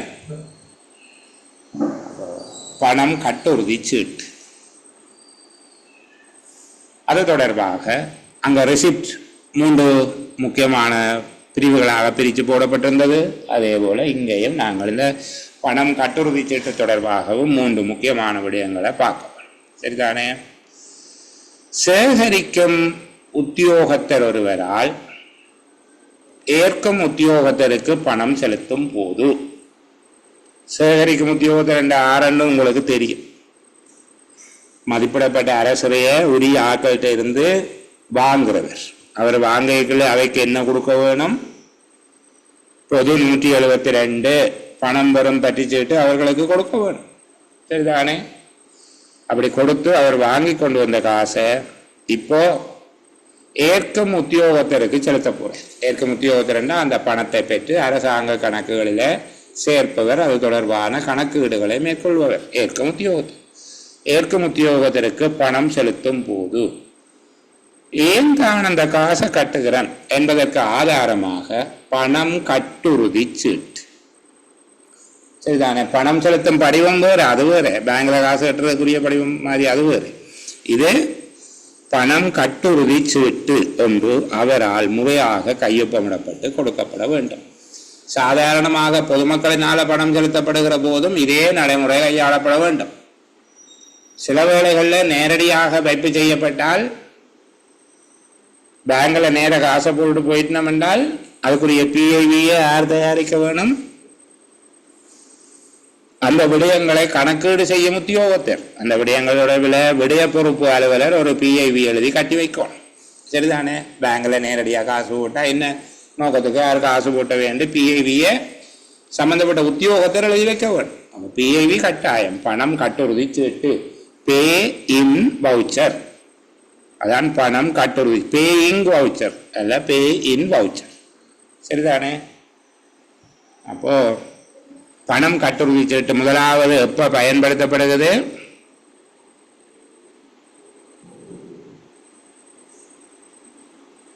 சேகரிக்கும் உத்தியோகத்தர் ஏற்கும் உத்தியோகத்தருக்கு பணம் செலுத்தும் போது அதற்கு ஆதாரமாக உரிய பணம் கட்டுறுதி சீட்டு ஒன்று அவரால் முறையாக கையொப்பமிடப்பட்டு கொடுக்கப்படல் வேண்டும். பொதுமக்களால் பணம் செலுத்தப்படுகின்ற போதும் இதே நடைமுறை பின்பற்றப்பட வேண்டும். சரிதானே? அல்லது சேகரிக்கும் உத்தியோகத்தர் தவிர்ந்தவர்களால் அரசாங்க திணைக்களம் ஒன்றுக்கு பணம் செலுத்தப்படும் போதும் பணம் கட்டுறுதி சீட்டு நிரப்பப்பட்டு கையொப்பமிட்டு கொடுக்க வேண்டும். அப்ப இந்த ரெண்டு விஷயத்தையும் முதலாவது பாயிண்டா நீங்க எடுத்து வச்சுட்டீங்க. பணம் கட்டுறுதி சீட்டு என்று சொல்ற போது சேகரிக்கும் உத்தியோகத்தர் ஏற்கும் உத்தியோகத்தருக்கு பணத்தை செலுத்தும் போது அதற்கு ஆதாரமாக உரிய பணம் கட்டுறுதி சீட்டு ஒன்று அவரால் முறையாக கையொப்பமிடப்பட்டு கொடுக்கப்பட வேண்டும்.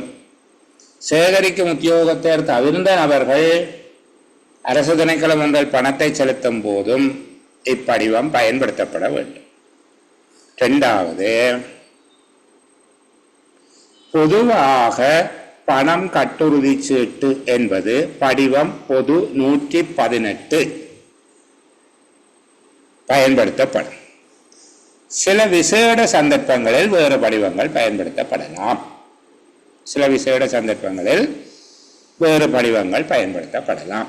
இப்போ ரெண்டாவது, இப்போ படிவத்தை பற்றி முதலாவது சந்தர்ப்பம், ரெண்டாவது படிவம். சரிதானே? பொது 118 பொதுவான சந்தர்ப்பங்களில் பொது 118 விசேட ஏற்பாடுகள் இருப்பின் வேறு படிவங்கள் பயன்படுத்தப்படலாம். மூன்றாவது, பணம் கட்டுறுதி சீட்டில் குறிக்கப்படுகின்ற விவரங்கள் எவை? பிஐவியில என்ன எழுத வேணும்? சரிதானே? பணம் வரவு வைக்கப்பட வேண்டிய அரசிறை தலைப்பு, உபதலைப்பு, இனம், உப இனம் ஆகியவற்றுடன்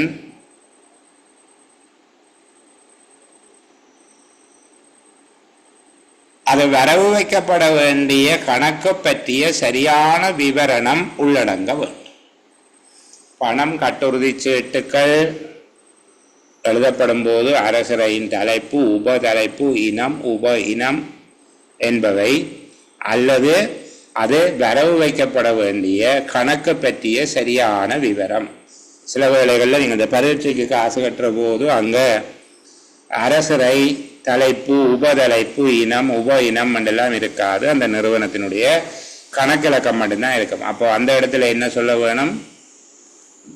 வரவு வைக்கப்பட வேண்டிய கணக்கு பற்றிய சரியான விவரணம், அதை பற்றிய டிஸ்கிரிப்ஷன் அங்கே இருக்க. சரிதானே? ஒன்றுக்கும் மேற்பட்ட கணக்கில் வரவு வைக்கப்பட வேண்டும் என்றால் அந்த விவரங்கள் அதன் பின்புறத்தில் எழுதப்பட வேண்டும். கட்டுற காசை 2-3 அக்கௌண்ட்டுக்கு பிரித்து வரவு வைக்க வேண்டி இருந்தால் அதுவும் பின்புறத்தில் எழுதப்பட வேண்டும்.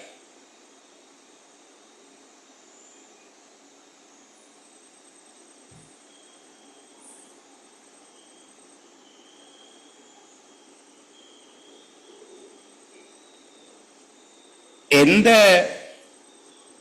அரசரை இனத்துக்காக பணம் பெறப்படுகிறதோ அதை இலகுவாக அடையாளம் காணவும் சரிபார்ப்பதற்கும் தேவையான ஆவணங்கள் பணம் கட்டுறுதி சீட்டோடு இணைக்கப்பட வேண்டும். சரிதானே? என்ன இனத்துக்காக பணம் செலுத்தப்படுகிறது, எந்த அரசரை இனத்துக்காக பணம் செலுத்தப்படுகிறதோ அதை இலகுவாக அடையாளம் காணக்கூடியதாகவும் சரிபார்க்கக்கூடியதாகவும், அதாவது செவ்வாய் பார்ப்பதற்காகவும் உரிய ஆவணங்களை பணம் கட்டுறுதி சீட்டோடு இணைக்க வேண்டும். இவ்வளவு எழுதினா நான் நிறைய எல்லாம் சொல்ல இல்லை. சரிதானே? நாங்கள் படிக்கிறது இவி எக்ஸாமுக்கு. இதுவே நான் வேறு ஒரு பரீட்சையாக இருந்தால், ஓடிட் சூப்பரண்டனுக்கு படிக்கிறதாக இருந்தால் அதுக்கு வேறு மாதிரி படிக்க வேண்டும். இது காணும். என்னென்ன சொல்லிட்டீங்க? இப்போ 3 விடயம் அழகாக எழுதுவீங்க தானே. முதலாவது பயன்படுத்தப்படுகின்ற சந்தர்ப்பம், இரண்டாவது பயன்படுத்தப்படுகின்ற படிவம், மூன்றாவது அந்த படிவத்தில் உள்ளடங்கும் விடயங்கள் அவை. சரியா?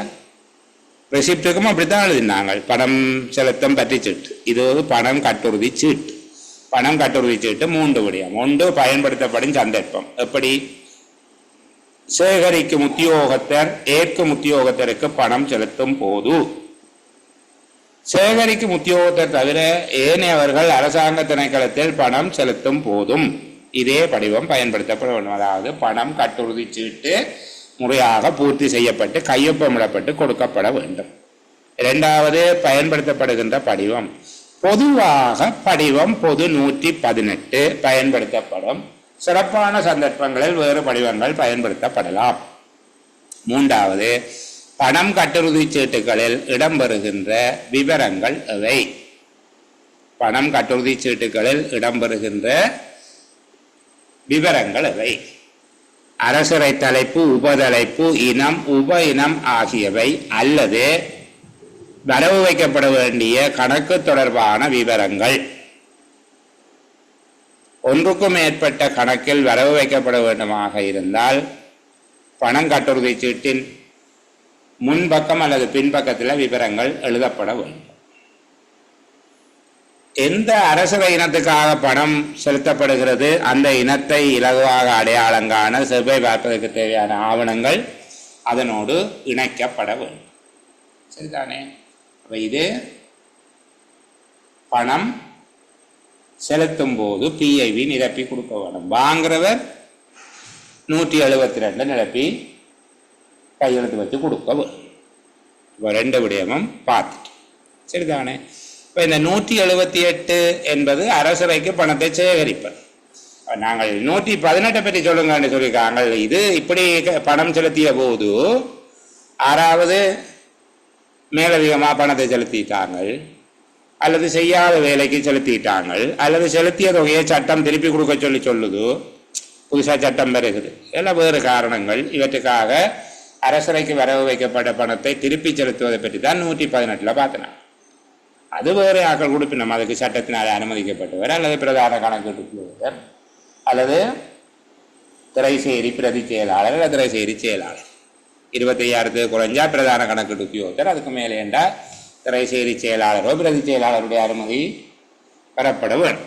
இப்போ இந்த விடயங்களை உள்ளடக்கியதாக நீங்கள் அதை 118 திருப்பி பார்த்துக்கணுங்க. நான் அதில் சில விடயங்களுக்குரிய குரல் ஒளிப்பதிவுகளும் பதிவிட்டிருந்தேன். நீங்கள் பார்த்தீங்களோ எனக்கு தெரிய இல்லை. ஓகே, இந்த பணம் கட்டுறுதி சீட்டு பிஐவி சம்பந்தமாக கேட்கலாம், பிள்ளைகள் கவனம், பற்றுச்சீட்டு சம்பந்தமாக கேட்கலாம், நன்கொடை கேட்கலாம், காசோலை திருப்பி அனுப்புறது கேட்கலாம், வங்கி காசோலி எப்போ திருப்பி அனுப்புமென்று கேட்கலாம். 4வது அத்தியாயத்தின் முக்கியமான கேள்விகள் இவைதான். சரிதானே? இதை விட ஏற்கும் அலுவலகங்கள் இவை. ஏற்கும் அலுவலகங்கள் அதாவது அரசாங்கத்தினுடைய அரசரை சேகரிப்புகளை பெற்று அவற்றை அரச கணக்கில் சேர்க்கின்ற அல்லது கணக்கு வைக்கின்ற நிறுவனங்கள் இவை. எல்லாத்துக்கும் மேலே திரைசேரி. சரிதானே? கச்சேரிகள், இப்போது கச்சேரி என்பது நடைமுறையில் இல்லை, இப்போது மாவட்ட செயலகம் தான் இருக்குது.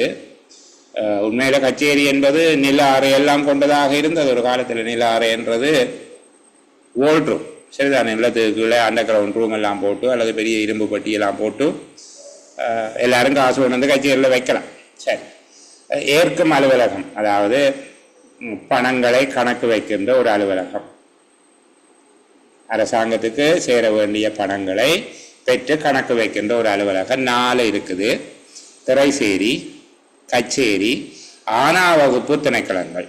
ஆனா வகுப்பு திணைக்களங்கள் என்றால் இந்த அரசரை நோக்கத்துக்காக அல்லது கட்டுநிதி நோக்கங்களுக்காக திணைக்களங்களை மூண்டா வகைப்படுத்துறது. ஆனா வகுப்பு திணைக்களங்கள், ஆவண்ணா வகுப்பு திணைக்களங்கள், ஈனா வகுப்பு திணைக்களங்கள், இவ்வளவுதான். ஆனா அவன்னா ஈனா என்று சொல்லி 3 கிளாசிபிகேஷன் இருக்குது. சரிதானே?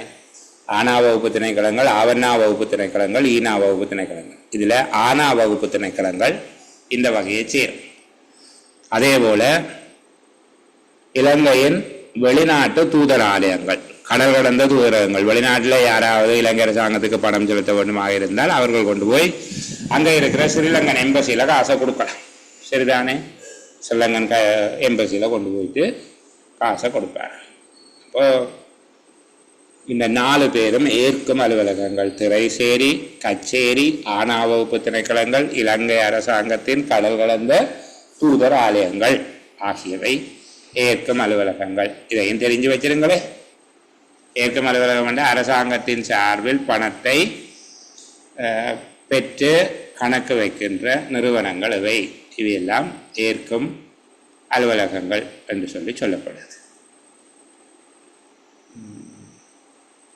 ஒரு முக்கியமான விடயத்தை சொல்லி நான் இந்த 4வது அத்தியாயத்தை நிறைவு செய்கிறேன். காசோலைகள் மறக்கப்படக்கூடிய சந்தர்ப்பங்கள் நான் சொல்லிட்டேன். காசோலை ஒன்று வங்கியினால மறக்கப்பட்டா எப்போ மறக்கப்படும் அப்படின்னு சொல்லிட்டேன். சரிதானே? மறக்கப்பட்ட காசோலை தொடர்பாக நீங்கள் என்ன நடவடிக்கை எடுக்கணும்? உங்களுக்கு இன்னும் ஒரு நிறுவனம் ஒரு காசோலையை தந்தது. பிரதேச செயலகம் ஒரு காசோலை ஒன்றை மாவட்ட செயலகத்துக்கு எழுதி கொடுக்கும். சரியா? சில வேளையில் சில கட்டு நிதிகளில் இல்லை சில செயற்பாடுகளில் மீதி வருமாக இருந்தால் அந்த கட்டு நிதியை அவர்கள் திருப்பி செலுத்துறதுக்கும் மாவட்ட செயலகத்தின் வங்கி கணக்கலகத்துக்கு ஒரு காசோலை எழுதி அந்த கணக்கை க்ளோஸ் பண்ணி விடுவேன். அதுபோல் வேறு நிறுவனங்களும் தரலாம். சரிதானே? தனிநபர்கள்ட்ட இருந்து இயலுமான வரைக்கும் காசோலைகளை பெறக்கூடாது. அரசு நிறுவனங்கள்ட்ட இருந்து பெறலாம். தனிநபர்களிடமிருந்து இயலுமான வரையில் பணத்தை தான் பெற வேணும். அல்லது இன்னும் ஒன்று இருக்குது, ஒரு காசோலை தந்து அதை பேங்கில் போட்டு அது தேறும் வரைக்கும் அதுக்குரிய நடவடிக்கையை நீங்கள் செய்யணும். உதாரணத்துக்கு நீங்கள் ஒரு டேக்ஸ் கொடுக்க வேணும். டேக்ஸுக்கு ஒரு ஆள் நான் செக் தான் தருவேன்னு சொல்கிறார். அவர் அந்த செக்கை பேங்கில் போட்டு அது காசாக மாறும் வரைக்கும், காசாக தேறும் வரைக்கும் அவருக்கு டேக்ஸ் கொடுக்கக்கூடாது. சரிதானே? அப்போது காசோலை ஒன்று வங்கியால் மறுக்கப்படும் போது மேற்கொள்ளப்பட வேண்டிய நடவடிக்கைகள் என்ன, நீங்கள் என்ன செய்ய வேணும்? முதலாவது அந்த செக்கை கொண்டு வந்து கவனமாக பூட்டி வைக்கணும். சரிதானே? முதலாவது அந்த செக்கை கொண்டு வந்து கவனமாக பூட்டி வைக்க வேணும். 2வது விஷயம் யோசிங்க. இப்போ உங்களுடைய நிறுவனம், நீங்கள் எல்லாரும் பிரதேச செயலகங்களையும் மாவட்ட செயலகங்களையும் ஞாபகம் வச்சு கொண்டுருக்கிறீங்க. சில வேளையில் அரசாங்கத்தினுடைய உற்பத்தி நிறுவனங்களும் இருக்குது. அரசாங்கம் சில பொருட்களை உற்பத்தி செய்ய, உதாரணத்துக்கு வாழைச்சேனை காகித தொழிற்சாலை, அது கடதாசி உற்பத்தி செய்யும். அப்போ அதுக்கு காசோலையை தாரார். காசோலையை பெற்றுக்கொண்டு அது கடதாசிகளை வழங்குறதுக்கு எப்போ வழங்க வேணும்? காசோலை தேறியதற்கு பின்பாக அது வழங்க வேணும். சரிதானே? இப்போ இந்த மாதிரியான விடயங்களையும் கருத்தில் கொள்ளுங்க. காசோலை மறக்கப்படுகிற போது முதலாவது அந்த காசோலையை தகுந்த பாதுகாப்பில் வைத்திருக்க வேண்டும், தகுந்த கட்டுக்காப்பில் வைக்க வேண்டும். 2வது அந்த காசோலை அவர்கள் கொடுத்ததன் காரணமாக எங்களுக்கு காசோலையை தந்திருக்கிறோம், நாங்கள் அவர்களுக்கு செய்வதற்கு உத்தேசித்துள்ள வழங்கல்கள், கொடுப்பனவுகள் அல்லது நாங்கள் ஆற்றுவதற்கு தீர்மானித்த சேவை என்பவற்றை நிறுத்த சொல்லி சேகரிக்கும் உத்தியோகத்திற்கு நாங்கள் அறிவிக்க வேண்டும். அதே போல் கொடுக்கல் வாங்கல சம்பந்தப்பட்ட ஏனைய உத்தியோகத்தர்களுக்கும் காசோலை மறக்கப்பட்டுடுது, அவர் அந்த செக் செல்லாது என்று சொல்லி நாங்கள் உடனே அறிவிக்கும். ஏற்கனவே ஏதேனும் அவர்களுக்கு வழங்கப்பட்டிருந்தா, கொடுப்பனவு செய்யப்பட்டிருந்தா, பொருள் கொடுத்திருந்தா அதை திருப்பி பெறுகிறதுக்கு நடவடிக்கை எடுக்க வேண்டும். இனி கொடுக்காம இருக்க வேண்டும். இனி வழங்கப்பட போவதை நிறுத்த வேண்டும். காசோலை தந்தவரிடம் விளக்கம் கேட்க வேண்டும். காசோலை எழுதியவரிடம் விளக்கம் கோர வேண்டும். அவருடைய விளக்கத்தோட இந்த விஷயத்தை திரைசேரிக்கு அறிவிக்க திரைசேரியினுடைய முடிவு தெரியும் வரைக்கும் அவர்கிட்ட இருந்து வேற செக் ஒன்றும் வாங்கக்கூடாது. திரைசேரி எங்களுக்கு சொல்லும் வரைக்கும் அவர்கிட்ட இருந்து வேற செக் ஒன்றும் வாங்கக்கூடாது.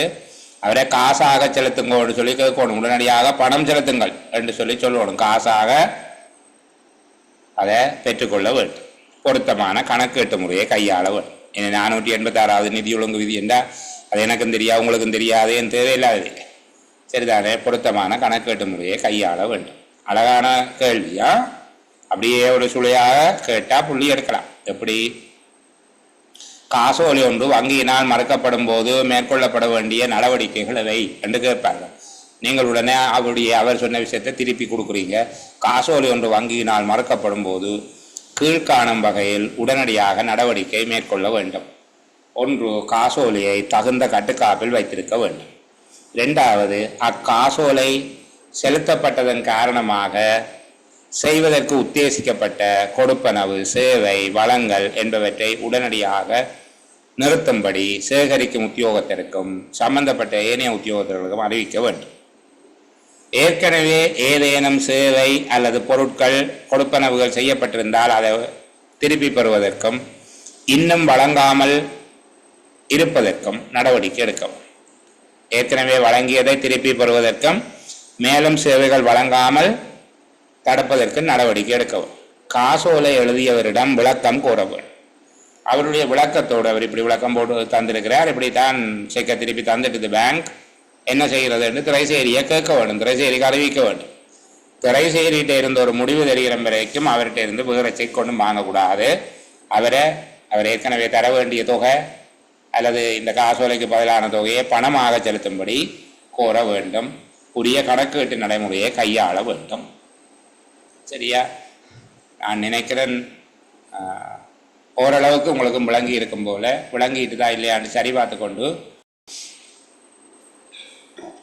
நல்லது. நான் என்னுடைய நம்பிக்கை வீண் போக இல்லை, உங்களுக்கு விளங்கி இருக்குது என்கிறது உங்களோட பின்னூட்டங்கள் இருந்து தெரிஞ்சு கொண்டேன்.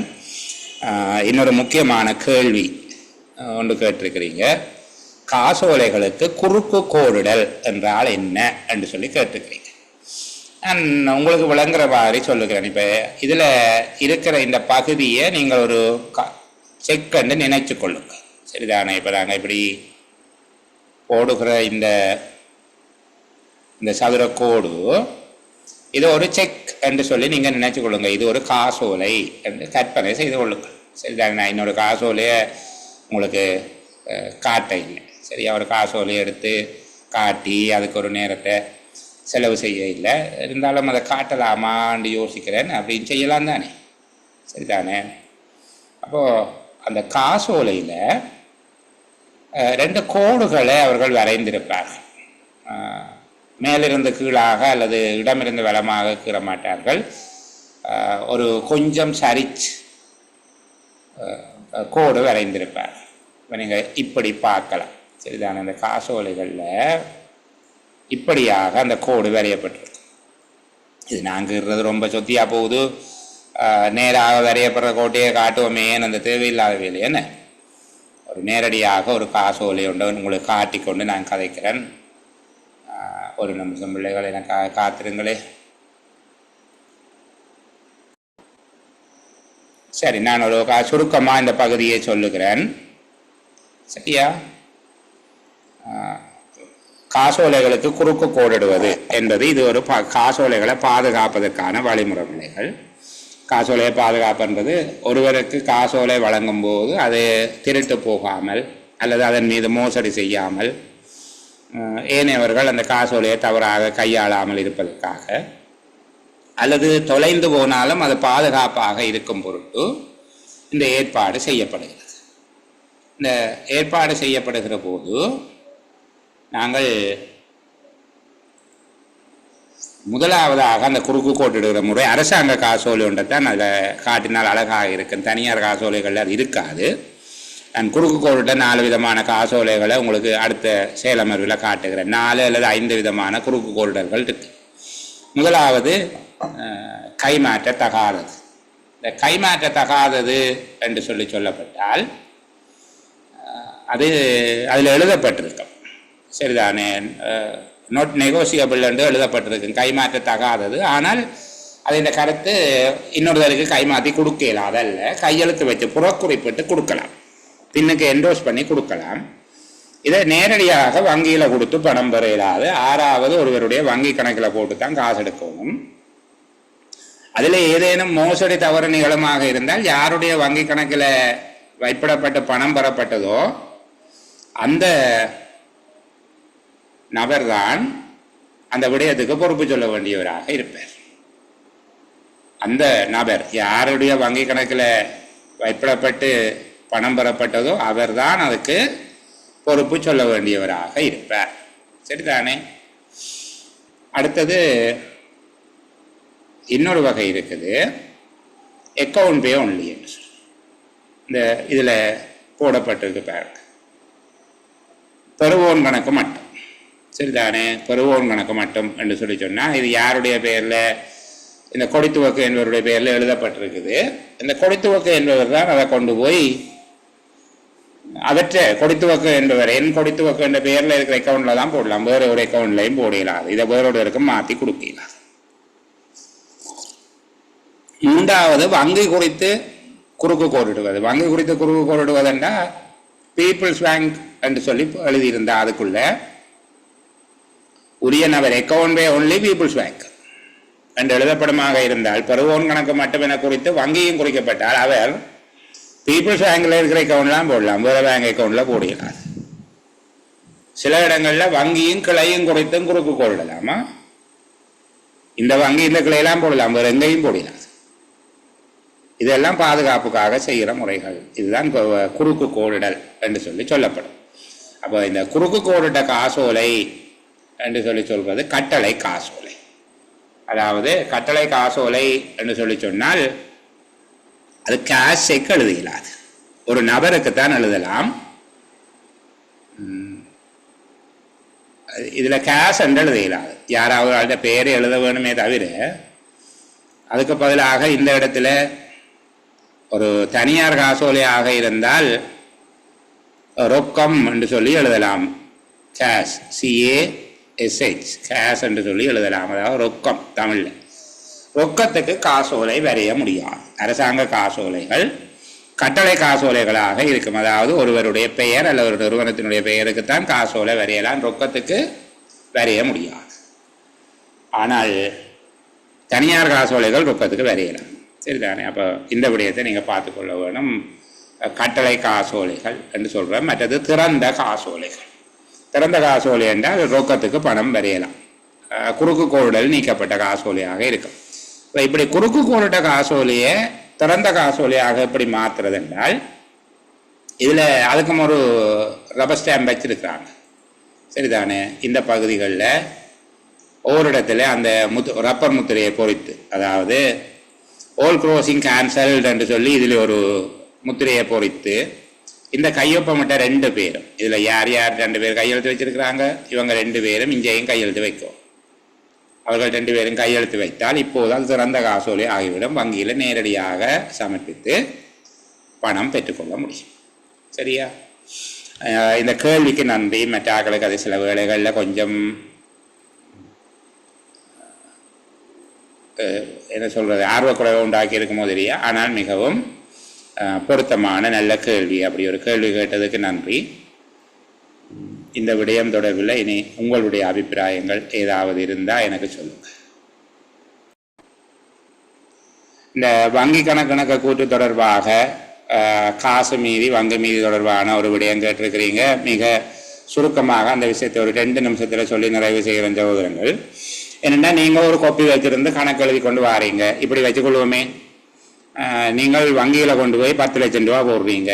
இப்போ உங்களோட கொப்பியின்படி வங்கியில் உங்களோட காசு 10 லட்சம் ரூபா இருக்குது. இதுக்கு பிறகு ஒரு இந்த மாதம் நீங்கள் 1,50,000 ரூபாய்க்கு செக் கொடுத்துருக்கிறீங்க.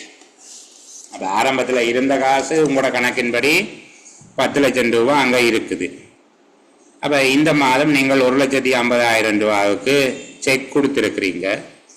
உங்களுக்கு ஒரு 70,000 ரூபாவுக்கு செக் யாரோ தந்திருக்கிறாங்க. அதை கொண்டு நீங்கள் பேங்கில் டிபாசிட் பண்ணிட்டீங்க.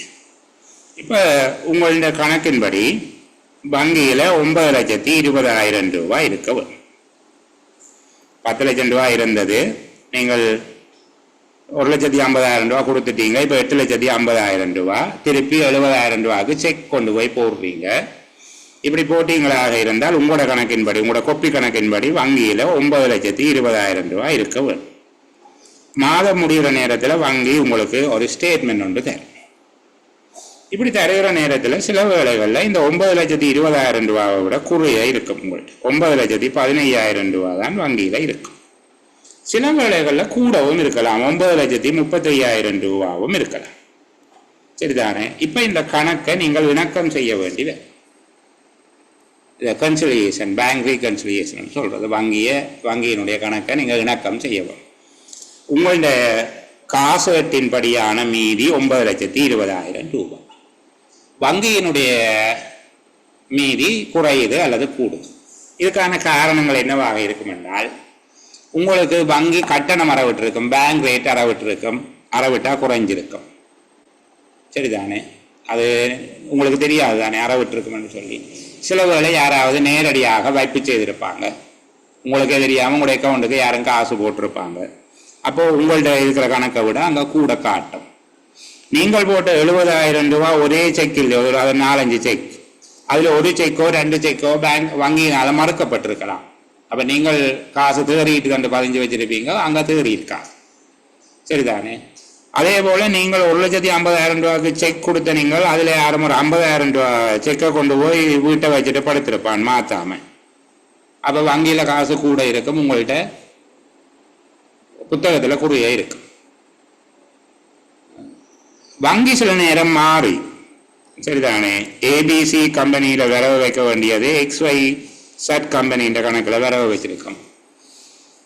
சில வேளையில் நேரடியாக மின்சார கட்டணம், காப்புறுதி இப்படியான கட்டணத்தை செலுத்துவதற்கு நீங்கள் ஓர்டரும் கொடுக்கலாம் வங்கிக்கு. ஸ்டாண்டிங் ஓர்டர்ன்ற நிலையியல் கட்டளை கொடுத்துருப்பீங்க. அது வங்கி மாதம் மாதம் இந்த கணக்குக்கு இவ்வளோ காசு கழிச்சு அனுப்பும் கொண்டு கொடுத்துருந்தால் வங்கி கழிச்சு அனுப்பும், நீங்கள் கணக்கில் கழிச்சிருக்க மாட்டீங்க. இப்படியான காரணங்களை இருக்கும். அதாவது மாற்றப்படாத காசோல, வசூலிக்கப்படாத காசோல, வங்கிகள் நேரடி வைப்புகள், வங்கி கட்டண அறவீடுகள்,